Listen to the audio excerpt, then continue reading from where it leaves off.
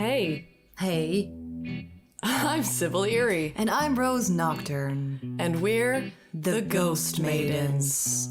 We're a paranormal investigation duo that navigates across the frontier of reality, post-truth, and modern spiritualism. where metaphysics and entertainment red pill simultaneously and merge into the phenomenon known as paranormal pop culture.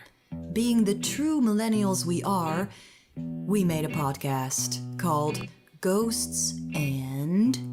In this podcast, we talk with academics, scientists, artists, paranormal investigators, and sometimes our own moms. Oh God. This is Ghosts and Legends. Hello. Hello. How are you? Good evening. I'm sorry? Good evening. Can you turn it a little bit louder? Yeah. Good evening. Hello to you. Yes, right. It's late afternoon, right? Yeah. It's 6 p.m. Oh, all right. And where are you where are you right now? We're in The Hague. We're in the Netherlands. In the Netherlands of Europe. Yes. No, I'm aware. Yeah. Well done. Well, good to be here. I'm just south of Boston, so thanks for having me. Thanks for agreeing. Yes, it's a little bit strange because normally I think we are up or down, and then the person we are talking with is up. So Here we are. I need exactly like it's a hello. Hello. But I think I will get used to looking down. Yeah. All right, so you're a writer. Yeah. Yeah. That's the proof. The trophy case. I am. That's one of the things I do. I think when someone asks, what do you do? That's the shortest answer for me. Okay. That's how I started and everything was I worked for a newspaper. Newspapers are this thing. They're made of paper. They used to come every day and they had news and stuff in. Mm-hmm. For your younger viewers who have no idea what those are, We get them on the internet now. We can just select whatever we find truthful enough. Right, truthy, I believe Yeah, is the word. truthy. So, Yeah. the internet's going to catch on. You just wait. It's going to be big. I know. Yeah. It's a very hot in place, I've heard. Yeah, any minute this fad is going to blow up into something. So so that's how I started. I started around October. You go looking for ghost stories, and so that evolved into a website called ghostvillage.com back in 1999, and then I started writing books, and then I started working on ghost adventures, and everything just sort of blossomed from there. But first and foremost, I guess I would always call myself a writer, right? Because I want to get the story. I want to capture it and tell others about it. So what are other descriptions you have heard yourself give about yourself? Adventurer, writer, adventurer, public speaker. My favorite thing to do in the world is to tell a story in front of a live audience. There we go. Because when you go to these amazing places and have these great experiences, I'm changed by all of them to varying degrees. And when you get to tell it in front of a live audience and you see that they're right there with you. If you read a book of mine, I don't get to sit in your lap while you read it and be like, is that okay? Is this a good paragraph? It's beautiful though. No, but this is actually the theater tradition. A little bit, I think, what you're talking about, because I have a theater background, and for me, storytelling. So I would also call myself a writer. I think on first hand, or maybe performer, but I think writer probably. And for me to really feel how what you are telling is landing in the audience, that's for me, that's magic. Oh, it totally, and not only that. So I'm fortunate. Well, before the days of coronavirus, I would do like 50 to 60 live programs every year, sometimes at conferences, sometimes for smaller venues. I've done theaters, theater's my favorite. There's some power when you're on a stage and the audience is down there and you're up there, like you're gifted with some power before anything's even happened. Like you just walked out there, right? And there's already this thing that's in the air. And in October, I'll put together like an evening of various ghostly legends and stories and evidence from all over. And when you go out there and I kind of hone it every year, and sometimes I'll do that same program like 20 times around And you go out one night and the audience is just right there with you, hanging on every word, and you just know they're in your hand, and you're like, oh, this is great. And then the next night you go out and you're just screaming words into a bucket. Come on, help me. This worked so well last night. It's not me, it's you. It's you. You got to try harder, and you got to dig into that, and you've got to, but I mean, at the end of the day, it's always you. You know, you're the one up there. So, you know. I don't know. Sometimes the audience is just really shitty. They are. No, that's true. Yeah. Let's not do this where we're like, the artists are supposed to be. No, man. There's also responsibility for the audience. No, I get that, but at the same time, you know, sorry, I was trying to share this, and I don't know what I'm doing. So I really don't. No, but at the same time, like I've been to music concerts where you're just like, oh, this audience is just flat, right? Like the band it missed, right? The magic didn't happen that night. And when you're really, really good, I think you miss less, but it still can happen. But that's the thing, right? Because these stories, I think a place is haunted. A ghost story exists because there's some lesson that we, the living, have not learned. I very much believe in unfinished business, but that unfinished business has very little to do with the dead and a ton to do with us, right? Mm-hmm. There's a murder. Someone wasn't, you know, convicted for it. And that place is haunted, right? Oh, you're tapping into a very, very, very interesting topic. Because I think that ghostly manifestations are always moral in a way. Like they always have like a moral lesson for us, and that's why I think, it has 100% only to do with life. Well, of course, right? There's you know, the old expression, right? If a tree falls in the woods and no one's around to hear it, does it make a sound? Yes. Right? So I have an answer to that that's different than most, and it's the most egocentric answer possible. And my answer to that... Try it. Yeah, ready? If a tree falls in the woods and no one's around to hear it, does it make a sound? The answer is actually doesn't matter. Yeah, irrelevant. It doesn't matter. It's not relevant because if we aren't there to witness it, if there's not some person there to experience that, then whether it made a sound, didn't make a sound, did things differently, it doesn't matter because there's no witness. I don't believe ghosts exist in a vacuum.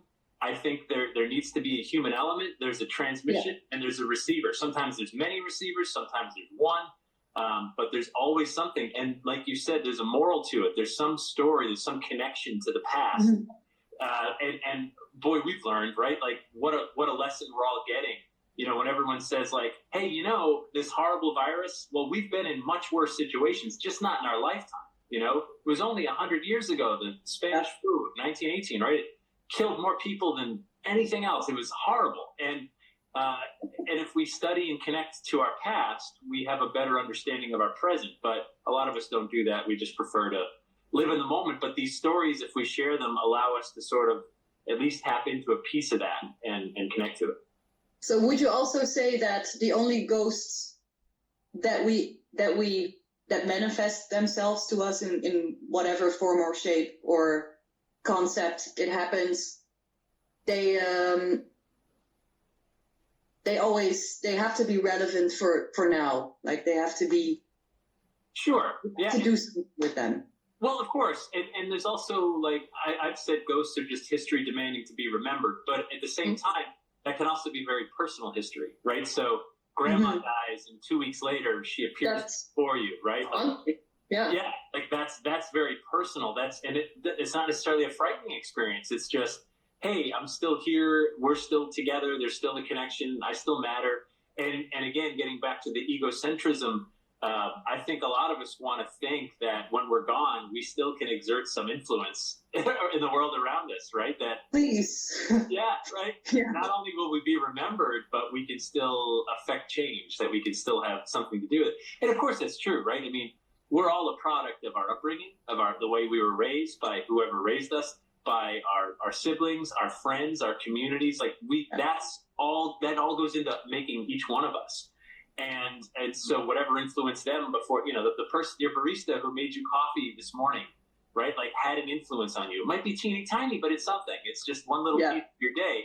Mom and dad, probably a huge influence, right? Whoever was around. And so all of that stuff, right? They've been influenced by people before them. So in some ways, we're very, very much immortal. Like, we are all connected. But what I love about ghosts is it just makes that idea more tangible. And hauntings make it more tangible, make it more like, wow, someone was here, someone just like me, a human being.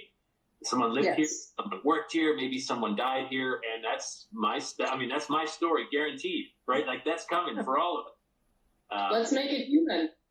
Right, and who am I going to haunt, and how do I want to be remembered? And almost in like a not quite religious way, although I understand sometimes the discussions we have sound a lot like religion.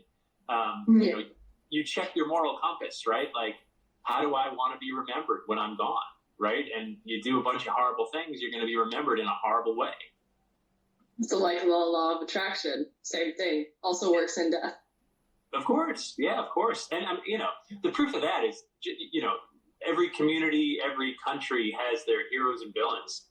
And their Yes. Everybody. And so you think about some of those folks and you're like, oh, the serial killers, the horrible criminals, the bad leaders, you know, like, we remember their names too, and not in a good way. Hmm? History's a bitch, man. It'll judge you. Guaranteed. Well, history, especially in 2020. Yeah. history is a very judgmental place for the living. Yeah, it is. It is. Well, it's a relief to think that everyone is in it together. So we're all being judged by the past. we are. But at the same time, I think that and I also, you have to understand too that, like, you know, history is written by the winners, of course.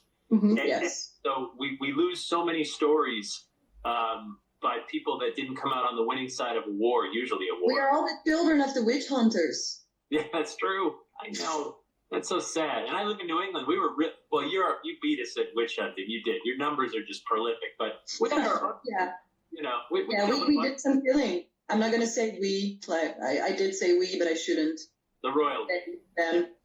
Yes, them. No, and where I live in New England, I've done a lot of work on witch trial research. Everybody in the world seems to know about Salem, Massachusetts. Yes. Because it was such a short period of time, such a great amount of people. And that story is just way more complex than people realize. But there were witch hunts decades earlier, just 100 miles south in Connecticut. They were everywhere. It's just that one was the most famous, so well documented, and it changed things because everyone was like, "This is insane. We can't act like this, right? Like this can't go on." We're pretty progressive in the U.S., but we're also late to the game on so many things. Yes, and the U.S. is very good at making witches go from witch to kitsch. So What's that? from witch. What? Have you ever been to Salem, Massachusetts? Have you had the chance? No, I'd love to go, but it's It's when you take a real history and you kind of fabricate it into something else that turns against itself, so it just becomes kitsch and devoid of meaning. Okay. It's like witch with a green hag and like a silly witch hat, Like something you wear on Halloween. Yes. Well, not just that, but also like so. If you go to Salem today, it's a cute town. Everyone should go. It's a wonderful place, full of witches. But all those people executed, none of them were witches. They were just accused of it. But They're all the children of the witch hunters. Yeah. right. But today, there's like people that self-identify. I'm a witch. This is my shop. Come on in. That's a cauldron. Buy my little trinkets and stuff. And you can buy like little witches riding a broomstick to put on your Christmas tree. The police cars in town. This is great. The police car, the official emblem of Salem, which is on all the doors of the police car, has a witch riding a broom, like a black outlaw. That's so kitsch. It's totally kitsch. It's amazing.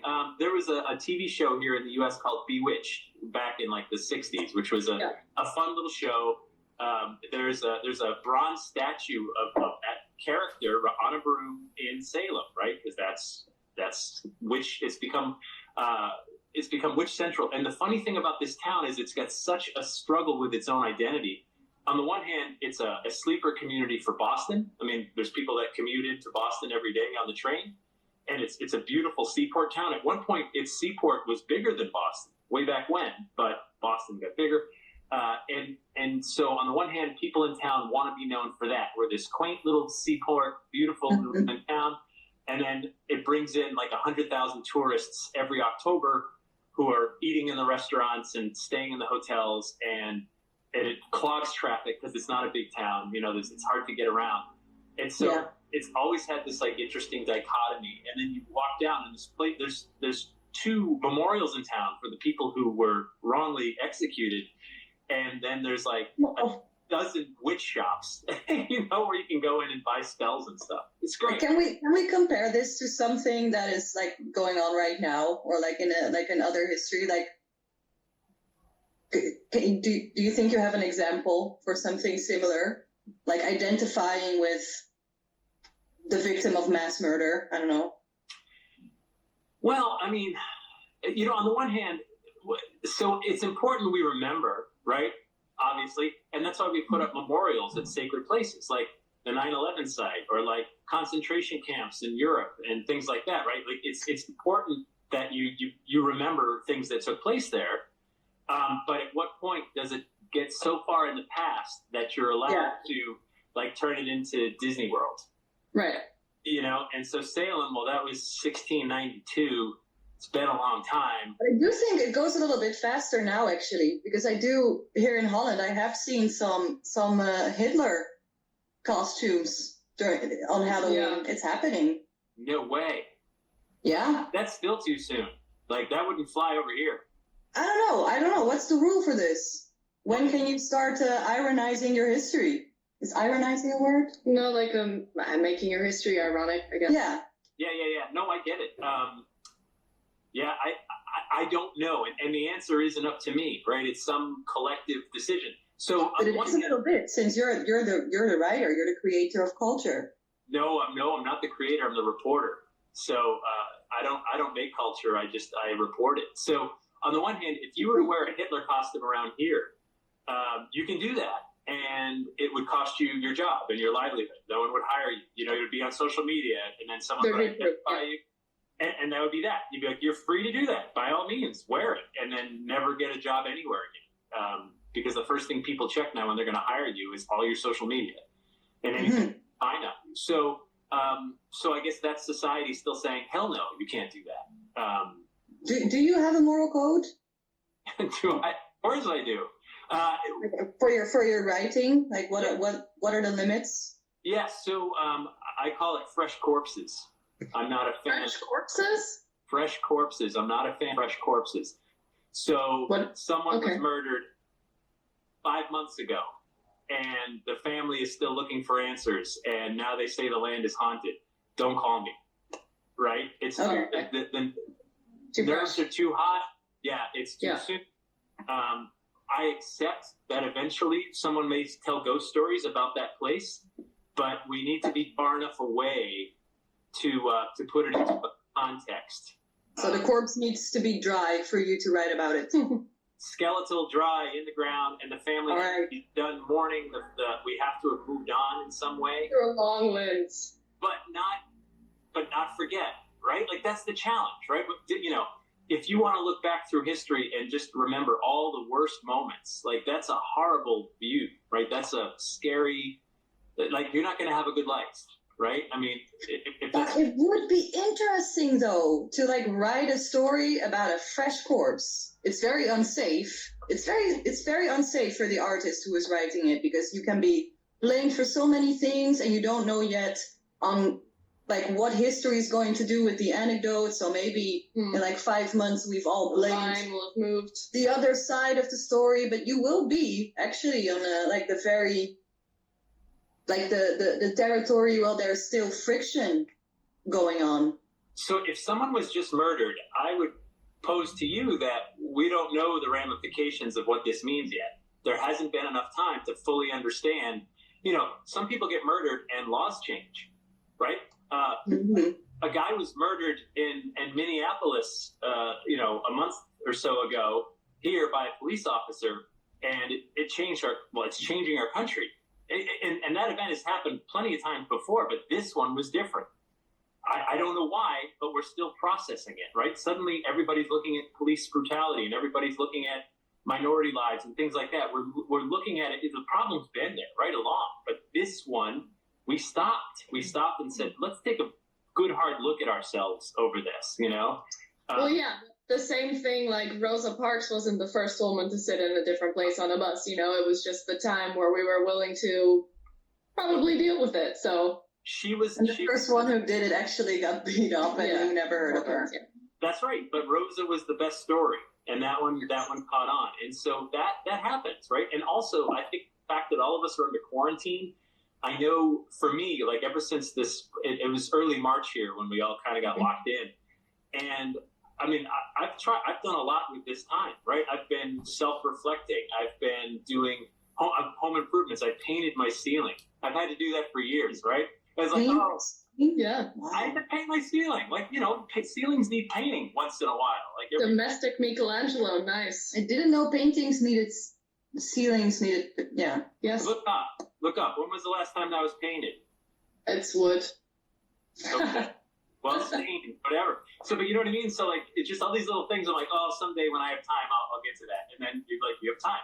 And so I think I'm this, like, just how do I improve things? How do I start new projects? How do I work on creative things that are good for my soul? Because I can't get out there in the world right now, but what can I do here? And I think a lot of us are kind of in that place. And so maybe, you know, let's work on things. Let's work on our health. Let's work on our mental health, emotional health. Let's work on our countries. Let's work on how we view, you know, the lens that we look out and view the world. Like, let's fix some things that need fixing. And so maybe that was the right time. I don't know, but So do you think that you can improve the world with your stories? of course, yeah, no, I mean, and that's not up to me though. Like, I just, you know, when you create something, you just kind of put it out there and hope it flies. You know what I mean? And sometimes it really does, and sometimes, you know, it falls flat. I think the story, every one of them has some kind of moral, right? And I do a podcast every week called New England Legends, and it's a really short, it's like 10 to 12 minutes, scripted. We have voice actors, music, sound effects, the whole thing. It's a whole package legends. There's ghosts, monsters, aliens, like all kinds of weirdness from around here. And every one of them, I find anyway, has some sort of reason to stick around. It's not up to me. I just find them. But like, so it's something that someone hasn't processed. So if it's a lake monster, you're asking the question, you know, we have our own version of Loch Ness right here, the Loch Ness Monster here in Oh, yeah? Yeah, it's Nessie. It's the, not Nessie, I'm sorry. It just jumped out of my head. It's going to jump Is it out. like Champ or something? Yes, Champy, Lake Champlain. Thank you so much. Lake You're Champlain. welcome. I watched all your episodes. Oh, thank you. So Champlain. She's such a creep. Thank you. So that's Champy, the lake monster. So we've got our own, and it asks the question, right? How many do we know all the creatures that are in the lakes with us? And we don't. We have no idea. We don't know everything yet. And I sort of take comfort in that we don't know everything about how the world works and what happens after we die and what's out there in deep space and stuff like that. I take comfort that there's plenty of questions still to ask and get answers to. Other people freak out. And they need some sort of definitive answer, whatever it is, even if it's crazy. So Not everyone can deal with cosmic loneliness, Jeff. no, I know. We're all different. That's the funny thing, right? You just have to admire the confusing nature of reality. We do. And so, so I think these stories, sometimes people, you see the modern times in them, even if they happened 150 years ago. Lately, I've been telling a lot of stories about vampires here in New England because they're so relevant. Vampires before Bram Stoker were all about plague, Oh, yeah. right? Like walking corpses. Europe, tons of great stories about vampires. And even though people understood contagion and back in the 1700s and 1800s, I mean, they knew, like, if once someone in the house gets a cold, everyone gets it. Like, that's not rocket science. So they understood consumption or tuberculosis could pass from one person to another, but still you look for some sort of bigger meaning. Like, why is my family so afflicted by this? And the guy down the street is nothing. And Oh, yeah. I go to church. And especially with vampires, this is actually really, really fascinating how with every like scientific discovery, like the metaphor of the vampire changed drastically.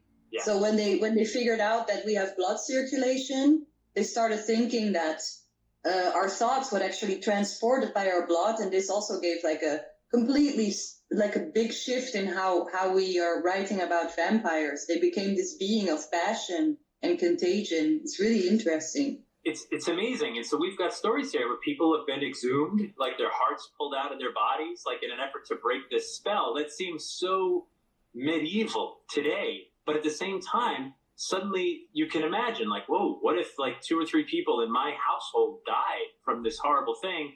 And someone said, this cure has worked before. Your other daughter's already dead. You're not going to kill her more. Just dig her out of the ground, take her heart. If you find liquid blood in it, burn it, and mix the ashes in an elixir, feed it to your children that are still alive, might save their lives. And they go, well, okay. I mean, it sounds crazy, but my mother had a dear friend who survived breast cancer once and got it a second time, was a devout Roman Catholic, and all she wanted was to go to Lourdes, France, and dip in the water where people claim to get miracles. She's so Catholic, like her brother's a Catholic priest, like that's the kind of family. And so the woman's wasting away. She's deep in stage 4, and she asked my mother to accompany her to France and do this. And she did. My mother went, and they did the whole thing, and she demanded a miracle. Now she's not a stupid woman at all. I mean, she knows, like, dipping yourself in frigid cold water in Lourdes. I mean, there's no medical reason that would ever cure you. But some people claim to get their miracle, and she went all the way there with my mom and her brother in tow to try to get her miracle. And it didn't work. She passed away anyway shortly thereafter, but she believed enough to try. And I think and it sounds silly until it's someone you care about that says, I'm going to pay for your plane ticket. I don't think it sounds silly at all. Well, to some, I think it does. But at the same time, like, that's what she did. And it was, I don't blame her. Like, why not? And if nothing else, you got to see Lourdes, France before you died. So no harm, right? Well, I think we are all magical thinkers. Everyone has their little rituals or their thoughts or their combination of acts that they put together for a reason that is not physical. Yeah, no, of course. And whether it's like a lucky charm or a lucky mug that you drink your coffee or whatever, right? We're funny creatures as humans. Worth studying. Or touching a wall to feel the history, stuff like this. Of course. No, so when I go to haunted places, one of my favorite things, like, I can't lose. I don't have a lot of paranormal experiences. I don't consider myself psychic or anything like that. But when I go into a building where history took place, and I know people have had ghost experiences there and things like that, I'm like, that's amazing. It's just cool to be like, wow, I'm here. I'm in it. I'm in this place where something happened. And to me, that's profound. And I feel that, even if I don't see a ghost. And that's my takeaway. Other people seem. I think historians are the most imaginative people there are. Well, you got to fill in some gaps, right? Like, sometimes a lot of gaps. Yeah, well, probably historians and sports supporters. Oh yeah. They're magical thinkers. Like, yes. I guess try to be, right. What about, so tell me about the Ghost Maidens. I know very little about you. I've scrolled through your Instagram. And I don't, tell me more. What's the game? So I think there's different ways of describing it. You could say that we are paranormal investigators. Like, we are investigating the paranormal right now, but also in a way of experience, in a way of performance, through art. Also, like, I think what we do is we try to communicate with history in different ways. Sure. Mostly through art, but also as a more anthropological approach, like the relation people have with the paranormal. I think that's the most interesting. Right. And we both are, I guess, creatives. So I studied art history, arts, some science, and Rose studies theater, script writing. Nice. Stuff like that. Yeah, no, that's cool. The theater stuff, so I've taken theater classes just to be a better public speaker, not because I want to be an actor, but just to be, because there's so much you can learn from doing that. And it's great. Once you get to be a certain age, you have to force yourself to continue to learn and grow. Like, you should. Otherwise, you're just in a rut and then you're going to die. So Nice perspective. It's true, right? Like some people, I had a boss when I was just started working, and he said most people retire at age 35. And I said, what are you talking about? And he goes, I don't mean they stop working. People work until they're 60, 70, whatever they got to do. He's like, but around 35, people start to just kind of phone it in, put their feet up, and just kind of glide on whatever trajectory they're on. And your ideas. yeah, they stop learning, they stop growing, and that's kind of stuck with me. I went, oh God, I don't want to retire at 35. Like that sounds horrible. So I don't know. I'm always looking for ways to challenge myself. Theater was just one of them, but I love like there is absolute magic, and if anyone doesn't believe us, because I'm sure you have the same viewpoint, try it. All right, like go take a class. Yeah, but this is actually I would like to talk with you about. Yeah. About this believing, We picked you for this, yes. this believing thing that seems to be happening a lot around like the paranormal topic. It seems like everyone is like most ghost people who call them ghost hunters or paranormal investigators. They're all just hunting for proof of the afterlife. And I think this is just there's this truth fetish going on, and I think this is something from our time. And I wonder, like you as a writer, I'm sure you have to like go back and forward between fiction and nonfiction a lot with what you are doing.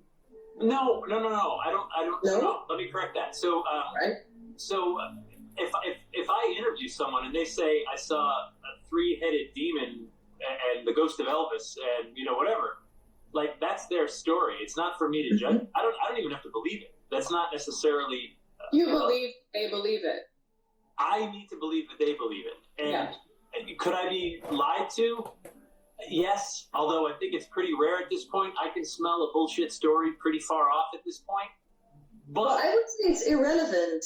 But would you call yourself like completely objective though when you write it down? no, I try to be, and I've made a career out of trying to be objective. But having had my own experiences, and a few of them, that I'll never forget. Like I remember the first time I saw a ghost, I went, "Oh my!" And I was an adult. This was not like as a child or anything. I said, "Oh my!" And I have already been doing this, right? I was like, "This must be what everybody's talking about." Oh my God! Like I didn't expect it. I didn't ask for it. It just happened. And at that point, I think I lost some objectivity, because when people tell me a story, I'm like, "Yeah, man, I've been there. I've been in a place where I didn't expect to see a ghost, but then it happened, and I have no other word for it." And so, yeah, I tend to maybe believe you more than maybe I used to. But when I say fiction, I don't necessarily mean that it's completely made up or that it's bullshit. I just mean that it's more. It has its foundation more in the realms of the imagination. Well, right, that's tough. When someone tells you a story about anything, ghosts, paranormal, like what they had for breakfast, you have to envision it, right? If I said, well, I had eggs and spinach for breakfast, and you started, were they scrambled or were they over easy or were they this or, like you just start to like draw a picture in your mind. And so, yeah, there's always some of that. The reality is, the only thing we can absolutely be certain of is this instant right now. And a good analogy I've used before is like it's like you're driving in a car, and you're pretty sure of what your future holds for the next mile, half a mile maybe, as far as down the road as you can see, and you're pretty sure of what happened maybe a half a mile back. You can look in your rearview mirror, but the thing you're positive of is right now in the car, where you are, even if you're going fast down the highway, that instant is what you're sure of. Because if you've been on a long, long road trip, you know how you sort of forget the details from just a half hour ago? Because it's just road, right? Road, trees, lights, other cars, like, it just blends into background noise. You're just driving. But you're sure of that moment. And so the further back we go, and when you're asking someone to recollect something, even something powerful and profound, when you're asking them to tell you that story that happened 2 years ago or 3 years ago, there's going to be embellishment. There's going to be changes that they make to the story. Subtle ones, you hope, but you hope that truth comes through, and that's the thing you try to capture and try to share with others. I would also say that life is a little bit like going in reverse from that space that familiar place, and as you're going backwards, you still have it in the distance that that structure, that place, But as you keep going further back, you have all of these new things that keep coming into your viewpoint that you have to kind of incorporate in your entire worldview. And so you keep having to deal with new facts, new realities, and kind of form it into your perspective, I guess. And that can be visual. For sure. Stories. And this situation we're in now changed everything for everyone, right? I mean, no one saw. I didn't see this coming. You know, like I think about even like my own jobs and career. I have like 6 or 7 different ways to make money, right? I work for Ghost Adventures and I write books and I do these story programs and stuff like that. And I thought I was so smart. Like, oh, look at me. If I lost any one thing, I have all these other ways to make money, and so I won't be broke. I feel sorry for people who have one job. If you lose that one job, you lost all your money, you poor sap. I did not see a global pandemic taking everything away from me, right? Like, I didn't see that coming. And I know I'm not alone. And that's a lot of us that are just like, whoa, this was not in the plan. This was not what I thought I'd be doing this year. And in a way, I think it's good, and it's an opportunity. It's an opportunity to grow and learn about yourself and come out stronger on the other side, I hope. That's very positive thinking. Well, I'm an optimist. That's very positive. Let's make the best out of this pandemic. You take the best out of whatever you're in, right? Like, so, there's an old sports adage, right? Like, you win or you learn. And it's true. I mean, it's true. Are those the options? You win or you learn? Yeah, of course. When you win, well, you obviously did enough right that you won. But if you don't win, or you feel like you didn't win, and whatever the situation is, then what can you learn? You know, there's certain things, like when I go out on a story night, when I'm telling stories in front of an audience or whatever, and talking about haunts and history, every single time before I go out, to get myself centered, I take a few deep breaths, and then I ask myself one question, and that is, what can I learn tonight? Right before I go on. That's the one thing I ask right before I go on. What can I learn? Sometimes. But isn't there also a great comfort in realizing that you can also really lose, and that's also fine? Like you can really, like, it can all suck terribly, and you can be extremely unhappy for a while. Yeah. And it's fine. Like, for me, that's actually thinking that everything is going to be okay, or I'm a winner, am I going to learn something? For me, that's more pressure than just accepting the fact that some things just suck. Well, that's also very American. Americans are very positive. Not all of us. Trust me. I don't know if you have access to Just think positively. But no, it's you can. I had an English teacher in high school, right? And he talked about how he kind of felt like there's two kinds of people. There's the people that just are wide-eyed and look around at the world and just see all the wonder, but they're invariably going to step in shit because they're not looking at where they're going. And then there's the people that keep their heads down and they see all the shit and they avoid it. They walk around it, they sidestep it, stuff like that. And but at the same time, they sort of miss all the wonder. And so I accept that once in a while I'm going to step in shit, and it'll be okay. I've stepped in it before. I will again. And so I disagree that it's an American thing. There's some really cynical people in this country. There's people that are making a living out of being cynical. They're on our TV. They're blowing up the internet, just being pissed off and angry about everything. And I think we need to refine our optimism because, at the end of the day, it will be okay. It's just sometimes not. You got to get through it. Yeah. Like what? I'm sorry. Or not. Nah, it will be okay. Even if you die, it'll be okay. Because if you die, It'll all be okay? Of course we will. Have you never done it okay? Yeah. Come on. You're here now. Look at us. Yeah, but is that the quota? Being there is being okay? Yes. Sometimes that's all it takes. Yeah, sometimes all it takes is just to wake up and take a breath. Like that's all you need sometimes. So it may not be a great day. I mean, you may not write songs about it, but at the same time, a day you wake up, a day you get to see the sunrise, that's a good day. Like that's more than some people get. And I think you should put that in perspective. Okay. That's me, though. Yeah. I don't know about that, Jeff. I don't know. Do you need a song?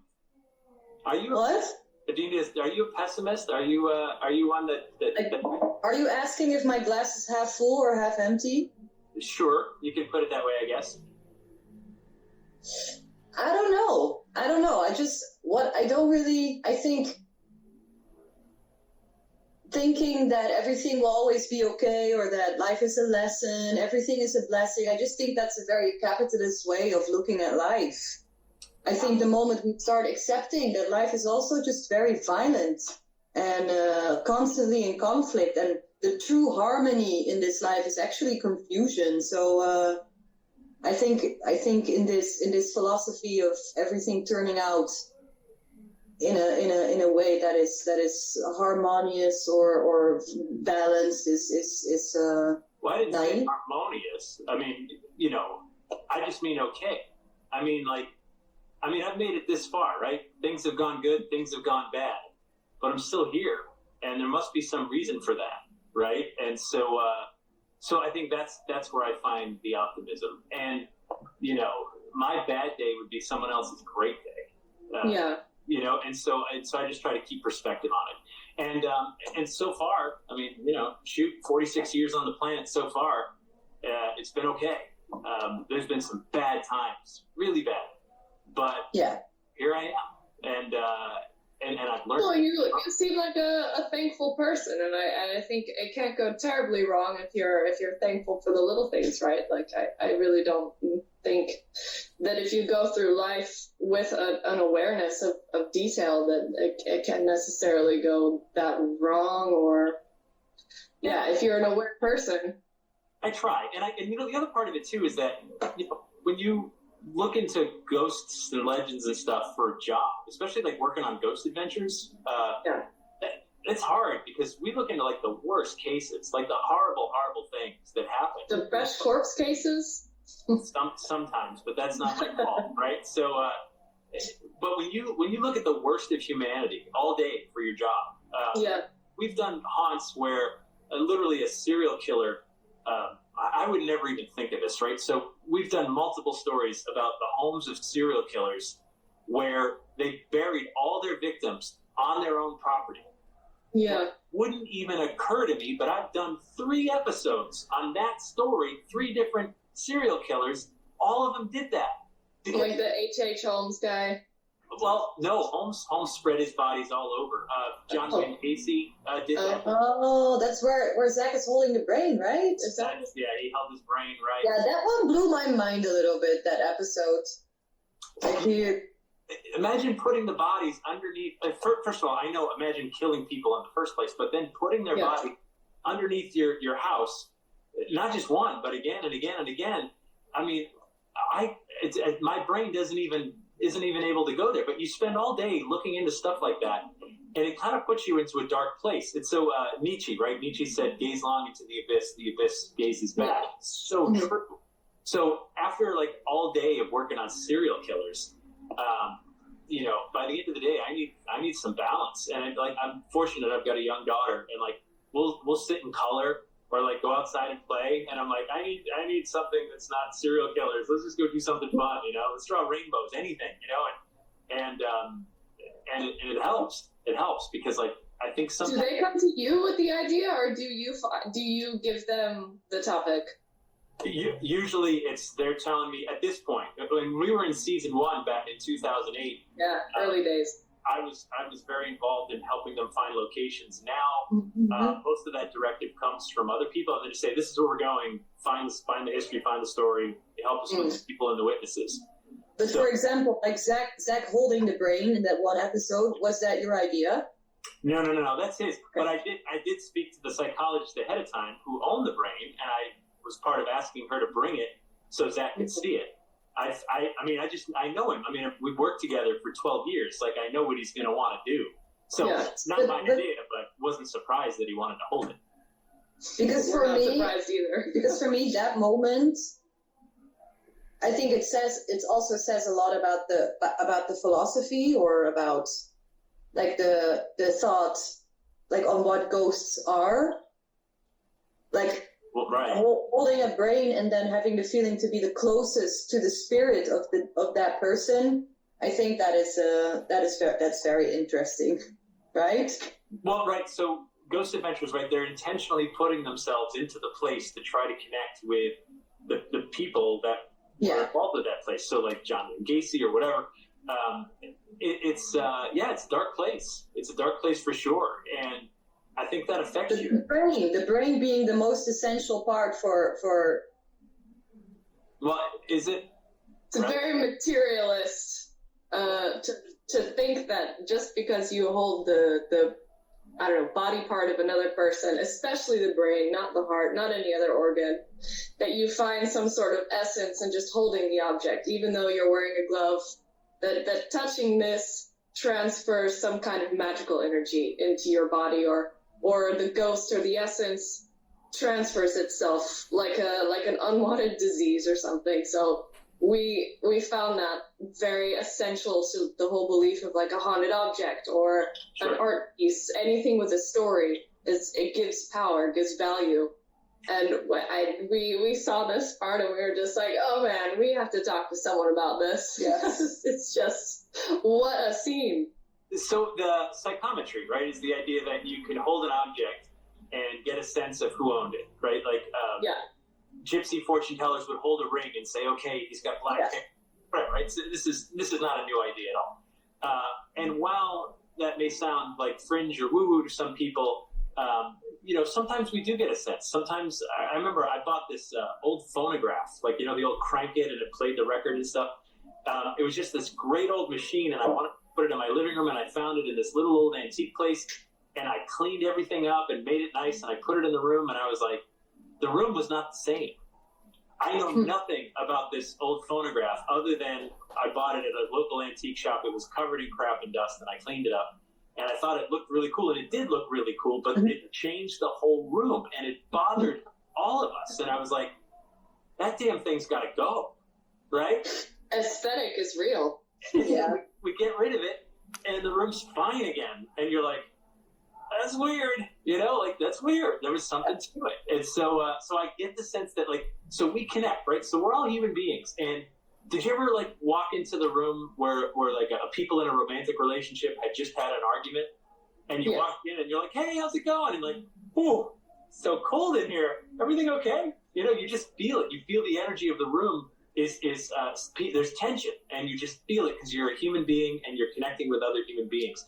I think we can feel that tension. We can connect even after people are gone. So if you have something physical like the brain, you are literally summoning, right? Like the essence of that person. Like you're holding his brain. Yeah, but still we connect more with one symbol than the other. And I think it's really how do you say peculiar that a brain becomes like the ultimate symbol for someone's actions. Like it's almost saying as if we are our brain completely. Yeah. Our brain is like the thing that is most us, almost as if our soul would be inside our brain still after we die. Do you believe we are our brains?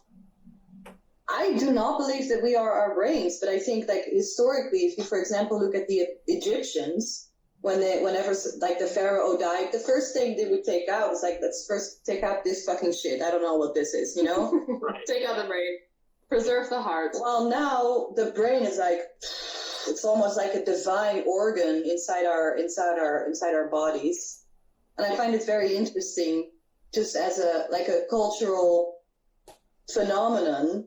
Yeah. That we honor our brains so much.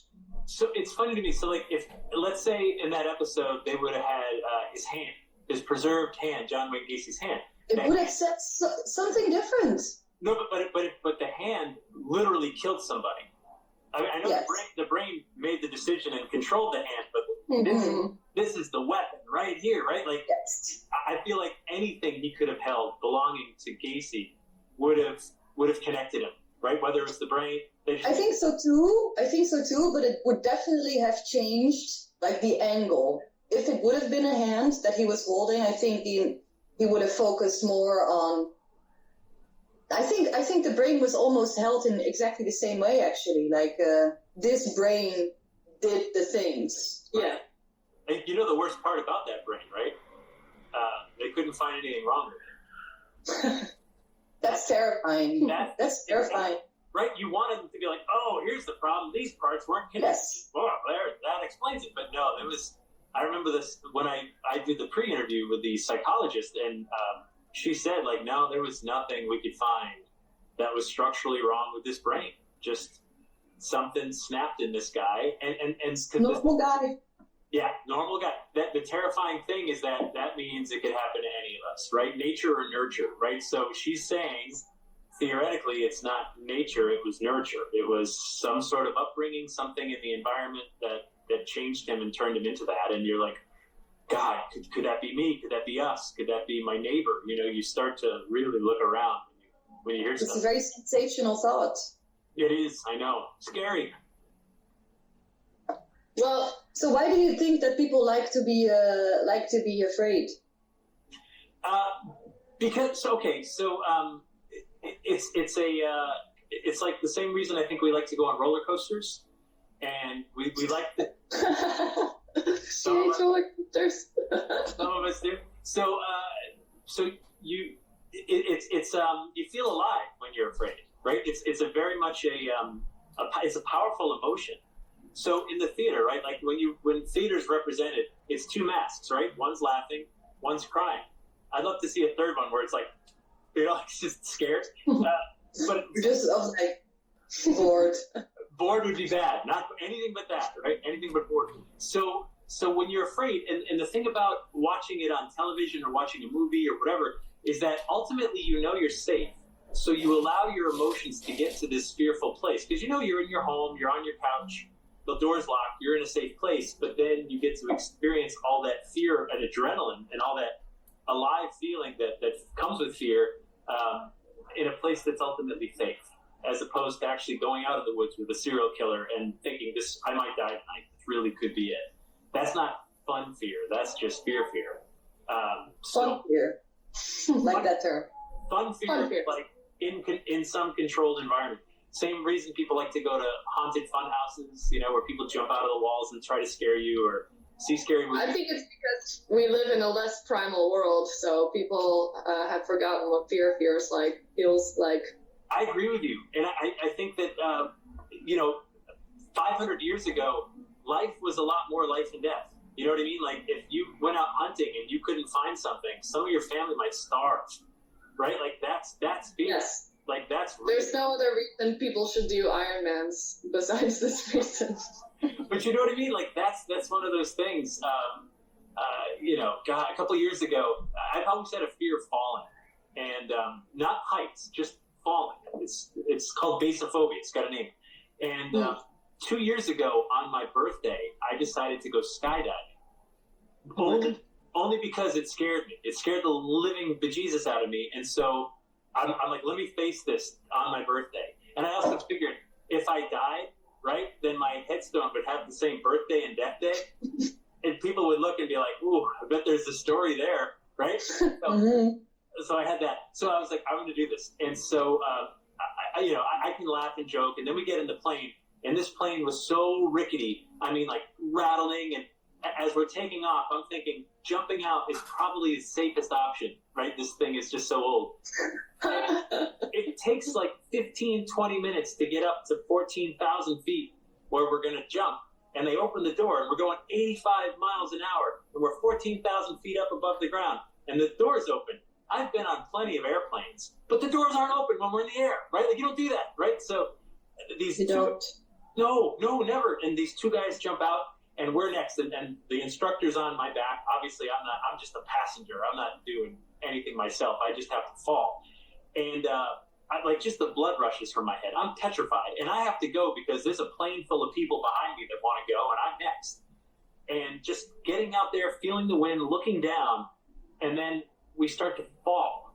And I've never been so conscious of my body weight, right? Like, when you feel Earth pulling you to the ground at 125 miles an hour because you are heavy, you belong down there, not up here, and like just racing to the ground. All all I could do at that moment was just let go, because it's out of my hands now. If that chute doesn't open, I'm not going to feel much. Just going to, be a couple minutes down, and then that's it. But the chute does open, and suddenly, like you just said, I know for me, I can have control issues. I want to control as much of my life as I can. And there's nothing more out of control than free falling from an airplane. Crazy. Never do it. And hoping the person behind me pulls the chute like she was supposed to, and that we land safely and all that other stuff. And not to ruin the story, we landed safely and I didn't die. But this was one of your biggest fears, to jump out of a plane? So falling was my biggest fear. Like, I have Why do you think that is? Why do you think that's your biggest fear?